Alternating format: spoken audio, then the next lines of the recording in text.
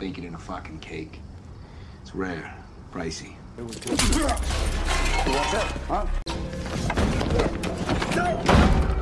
think God's busy.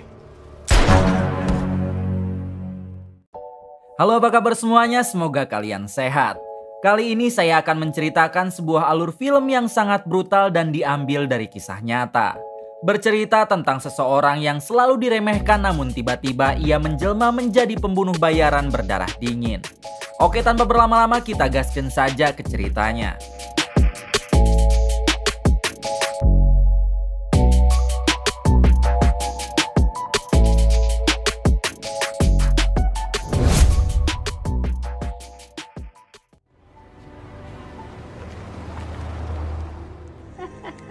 Di awal film memperlihatkan sepasang kekasih bernama Richard dan Deborah yang sedang makan malam di sebuah kafe.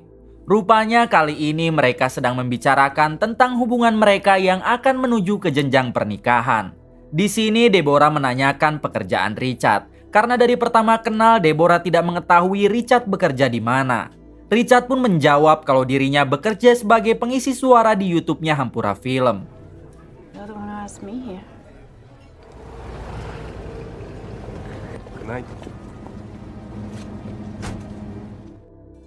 Selesai bertemu dengan Deborah, Richard langsung menemui teman-temannya yang sedang bermain biliar.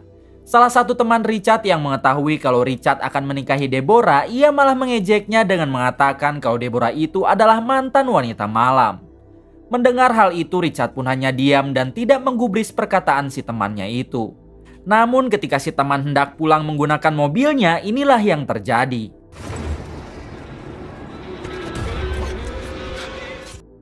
Setelah menghabisi temannya dengan santai, Richard berjalan pulang. Ternyata Richard ini adalah tipe orang yang sangat dingin dan ia tidak akan segan-segan menghabisi orang yang telah menyakiti hatinya.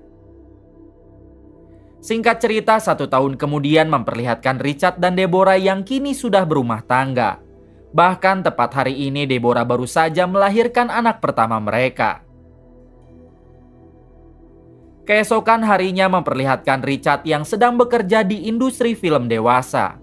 Rupanya selama ini Richard telah berbohong kepada Deborah yang mana ia bukan menjadi pengisi suara melainkan menjadi kru di salah satu industri film dewasa.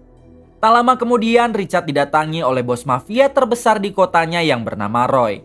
Ternyata saat ini Roy sedang mencari teman Richard yang mempunyai urusan dengan Roy. Namun karena Richard tidak mengetahui di mana si teman sekarang, ia pun tampak cuek dan tidak menggubris Roy sama sekali. Tangan kanan Roy yang tidak terima karena bosnya dicuekan, ia pun langsung menghajar Richard dari belakang kemudian menodongnya. Meskipun sedang ditodong, terlihat Richard yang seperti tidak takut sama sekali dan ia tetap tenang. Roy yang mempunyai feeling Richard ini bukanlah orang sembarangan, ia pun tertarik untuk merekrut Richard dan mengajaknya mengobrol di mobil.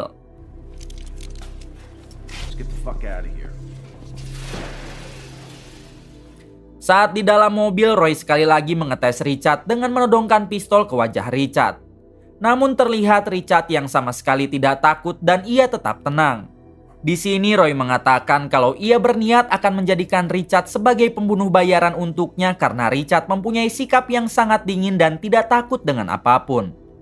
Roy berjanji akan membayar Richard dengan sangat mahal jika Richard bersedia untuk menjadi pembunuh bayarannya. Namun sebelum itu semua dimulai, Roy ingin sekali lagi mengetes Richard dengan memerintahnya agar menghabisi seorang gelandangan di pinggir jalan. Richard yang kebetulan sedang membutuhkan tambahan uang, ia pun menyetujui tawaran dari Roy dan langsung melakukan aksinya, yaitu menghabisi satu gelandangan.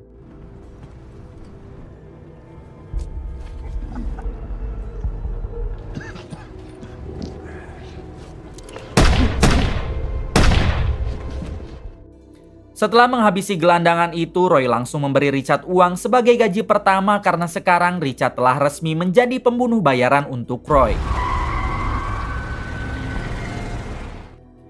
1 minggu kemudian, Richard ditugaskan untuk menghabisi pria saingan bisnis Roy. Semua misinya itu dilakukan dengan sangat rapih sehingga kejadian itu tidak pernah tercium oleh polisi. Hingga tanpa basa-basi inilah aksinya.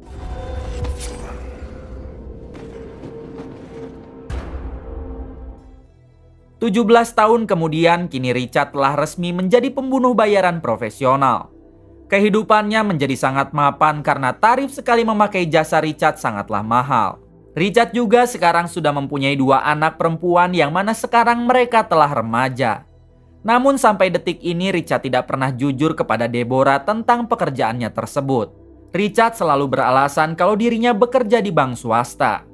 Malam harinya ketika Richard dan Deborah sedang asik aha-aha, mereka pun harus terganggu oleh kedua putrinya yang mengalami mimpi buruk. Setelah berhasil menenangkan kedua putrinya, Richard dan Deborah pun melanjutkan lagi aha-ahanya. Jamah aku dong. Sini. Keesokan harinya Richard ditugaskan oleh Roy untuk menghabisi seorang informan yang sudah membocorkan bisnis haram milik Roy. Dengan santai Richard segera mendatangi si informan ke rumahnya dan langsung melakukan aksinya. I think God's busy. Setelah menghabisi si informan, tiba-tiba Richard mendengar suara perempuan di balik lemari. Ketika dibuka, ternyata di sana ada seorang gadis remaja yang merupakan anaknya si informan. Meskipun menjadi saksi mata atas aksi Richard tadi, ia tidak tega jika harus menghabisi gadis itu sehingga Richard memilih untuk membawanya keluar. Namun ketika di tangga akan keluar, Richard berpapasan dengan seorang pria yang bernama Danny. Rupanya Danny ini seperti Richard, yaitu seorang pembunuh bayaran anak buah Roy. Kemudian Danny mengajak Richard untuk masuk ke mobilnya karena ia akan meledakkan rumah si informan, sementara untuk anak si informan Richard biarkan kabur begitu saja. Ketika di dalam mobil, Danny bertanya kepada Richard kenapa dirinya membiarkan saksi mata kabur. Richard menjawab kalau dirinya tidak bisa menghabisi perempuan atau anak kecil. Mendengar hal tersebut, Danny mengatakan kalau semua saksi mata harus dihabisi baik perempuan atau siapapun. Karena hal itu akan membahayakan untuk pembunuh bayaran seperti mereka. Jika Richard tidak bisa melakukannya, maka Danny lah yang akan menghabisi anak si informan sekarang juga. Danny pun langsung mengerahkan mobilnya ke anak si informan dan ia hendak menabraknya. Namun Richard yang tidak tega, ia pun menodong Danny lalu berhasil menghentikannya. Akibat kejadian itu, Danny menjadi marah dan meninggalkan Richard di tengah jalan. Malam harinya terlihat Richard yang dipanggil oleh Roy. Ternyata Danny telah mengadu kepada Roy tentang Richard yang tidak mau menghabisi saksi mata. Richard mengatakan kalau dirinya tidak bisa menghabisi perempuan atau anak-anak meskipun mereka saksi mata. Mendengar hal tersebut, dengan terpaksa Roy langsung memecat Richard. Beberapa bulan kemudian memperlihatkan Richard yang sedang bertengkar dengan Deborah istrinya. Pertengkaran itu disebabkan oleh Richard yang sudah beberapa bulan ini tidak mendapatkan penghasilan. I just lost my temper, so what? Like you don't care anymore. Keesokan harinya ketika Richard sedang berjalan sendiri di taman, tak sengaja ia bertemu lagi dengan Danny, si pembunuh bayaran yang sedang berjualan es krim. Rupanya Danny selalu menyembunyikan pekerjaannya itu dengan berjualan es krim. Di sini Richard yang sudah tidak kuat menganggur, ia pun meminta pekerjaan kepada Danny. Danny mengajak Richard ke rumahnya untuk membicarakan hal tersebut. Malam harinya terlihat Richard yang sedang mengobrol dengan Danny. Danny mengatakan kalau ia sedang membutuhkan partner untuk menghabisi semua target-targetnya. Jika Richard mau, dirinya bisa bergabung dengan Danny, namun hasilnya harus dibagi 2. Mendengar hal tersebut, Richard pun tidak mempermasalahkannya hingga kini ia resmi bergabung dengan Danny. Look out for each other, right? Hari-hari berikutnya memperlihatkan Richard yang sedang melakukan aksinya dengan Danny. Mereka berdua terus saja menghabisi semua target-targetnya dan semua jasadnya disimpan di gudang rahasia. Adegan berpindah ke markas Roy, si ketua mafia yang kini sedang menginterogasi salah satu anak buahnya karena dianggap telah berkhianat. Roy menghukum orang tersebut dengan hanya menembaknya 1 kali. Sorry, Josh. Namun rekan bisnis Roy yang bernama Michael merasa Roy terlalu lembek, sehingga ia langsung menghabisi si anak buah Roy itu. Setelah itu Michael mendatangi bioskop untuk menemui Danny yang sedang menonton di sana. Michael memakai jasa Danny agar menghabisi tangan kanan Roy karena ia merasa curiga kalau si tangan kanan Roy juga telah berkhianat. Namun kali ini Michael meminta Danny agar melakukannya dengan sangat rapi dan membuat kematiannya seperti kematian biasa. Michael berjanji jika Danny berhasil menjalankan misi itu, Michael akan membayarnya 2 kali lipat. Mendengar hal tersebut, Danny pun langsung menyetujui kontraknya dengan Michael. Keesokan harinya terlihat Danny sedang mengatur strategi dengan Richard perihal menghabisi tangan kanan Roy agar terlihat seperti kematian biasa. Di sini Danny mendapatkan ide untuk menyemprotkan sianida dengan berpura-pura bersin. Bake it in a fucking cake. It's rare, pricey. Malam harinya Danny dan Richard langsung mendatangi si tangan kanan Roy yang sedang dugem di salah satu klub malam. Setelah masuk ke dalam, Danny berpura-pura joget sedangkan Richard yang akan melakukan aksinya hingga inilah yang terjadi. Dengan sangat mudah, Richard pun berhasil menghabisi si tangan kanan Roy lalu ia langsung pergi keluar bersama Danny. Namun ketika Richard akan menaiki mobil, ia bertemu dengan salah satu anak buah Roy yang bernama Juma. Di sini Juma tidak tahu kalau Richard sudah tidak bekerja lagi dengan Roy sehingga mereka pun mengobrol biasa.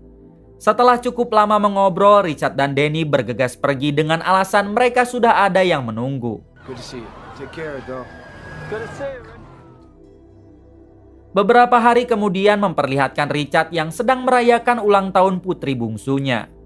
Tak lama ada 2 orang yang mengetuk pintu lalu mengatakan kalau Richard sudah ditunggu oleh seseorang di mobilnya. Ketika Richard memasuki mobil itu, ternyata di dalamnya sudah ada Roy yang langsung menodong Richard. Rupanya Roy sudah tahu kalau yang menghabisi tangan kanannya adalah Richard. Semua itu Roy ketahui karena Juma si anak buah bercerita ketika si tangan kanan tewas ia sempat bertemu dengan Richard. Dari sana Roy pun langsung menyadari kalau tangan kanannya bukan tewas melainkan dihabisi oleh Richard. Di sini Richard pun sudah pasrah jika dirinya akan dihabisi. Namun ia tidak akan pernah memberitahu siapa orang yang telah menyuruh Richard. Ketika Roy akan menghabisi Richard, tiba-tiba anak bungsu Richard menyusul dan mengetuk jendela mobil. Roy yang merasa tak tega, ia pun melepaskan Richard lalu mengancam Richard agar tidak sekali-kali lagi mengganggu kelompoknya.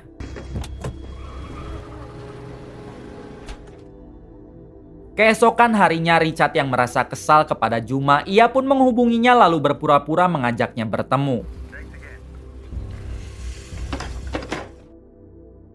Namun setelah bertemu, Richard langsung menghabisi Juma.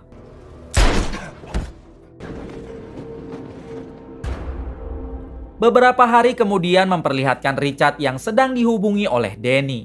Di sini Danny mengatakan tentang Michael yang malah tidak mau membayar mereka full atas jasanya kemarin menghabisi tangan kanan Roy.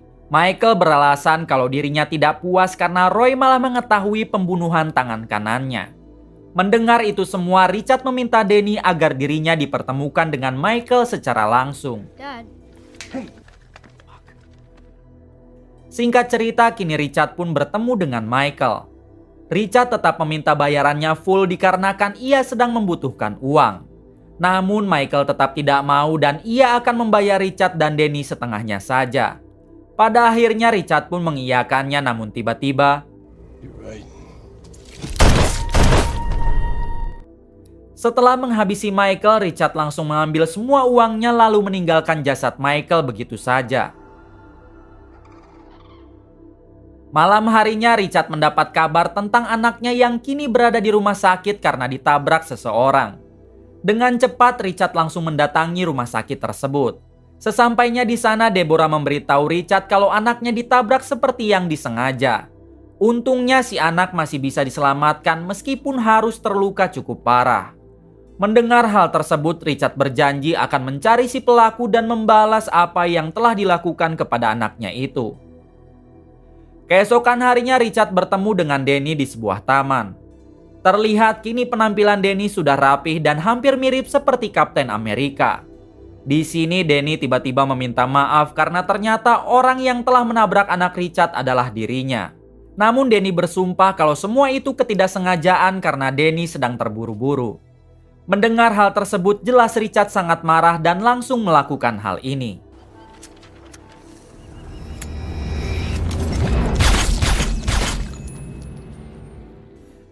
Setelah menghabisi Danny, Richard kembali ke rumah sakit.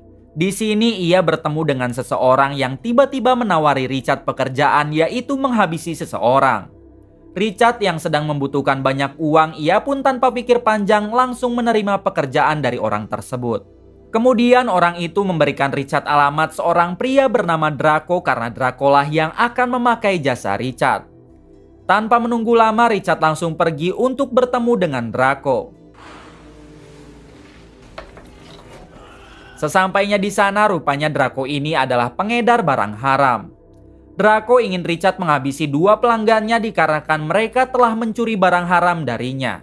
Namun Draco menginginkan kematian mereka seperti kematian biasa, bukan pembunuhan. Richard yang merasa sudah punya pengalaman membunuh seperti itu, ia pun mengatakan kalau dirinya akan menghabisi kedua orang itu menggunakan cyanida. Deal's worth 60 grand easy. The cyanide talk and everything has got me thinking. It wouldn't have to be. Keesokan harinya memperlihatkan Draco yang mendatangi Richard untuk memberikan Richard cyanida. Di sini Draco sempat bertanya cara seperti apa yang akan Richard lakukan agar terlihat seperti kematian biasa. Richard menjawab kalau dirinya akan menaruh cyanida itu di makanan si target dan nantinya si target akan tewas seolah-olah keracunan makanan. Sore harinya Richard pun langsung memasukkan cyanida itu ke dalam burger dan nantinya ia akan berpura-pura mengantarkan burger itu kepada 2 targetnya. Namun sebelum berangkat menjalankan misinya, Richard akan terlebih dulu mengantarkan Deborah ke rumah sakit untuk menemani anak mereka yang masih dirawat. Hingga ketika Richard akan berangkat, inilah yang terjadi. Richard pun dikepung oleh puluhan polisi dan mereka langsung menangkap Richard. Terlihat Deborah yang menangis histeris karena dirinya tidak tahu apa yang sebenarnya terjadi. Ternyata Draco ini adalah detektif polisi yang sedari dulu sedang mengincar Richard. Namun baru sekarang ia mempunyai kesempatan untuk menangkap Richard, yaitu dengan cara menjebaknya. 1 bulan kemudian memperlihatkan Richard yang sedang melakukan persidangan. Richard akan dihukum seumur hidup karena ia telah banyak menghabisi orang. Terlihat juga Deborah beserta 2 anaknya yang ada di sana dan mereka sangat kecewa kepada Richard karena mereka tidak menyangka kalau Richard adalah seorang pembunuh bayaran. Tak lama Richard mengatakan kepada sang hakim kalau dirinya tidak menyesal sama sekali dan ia juga jujur telah menghabisi lebih dari 150 orang. Richard rela jika dirinya harus dipenjara sampai mati karena itu sebagai pertanggungjawaban untuk dirinya. Beberapa tahun kemudian Richard pun dikabarkan tewas di dalam penjara akibat serangan jantung. Deborah dan kedua anaknya juga tidak mau melihat jasad Richard karena mereka sudah sangat kecewa kepada Richard.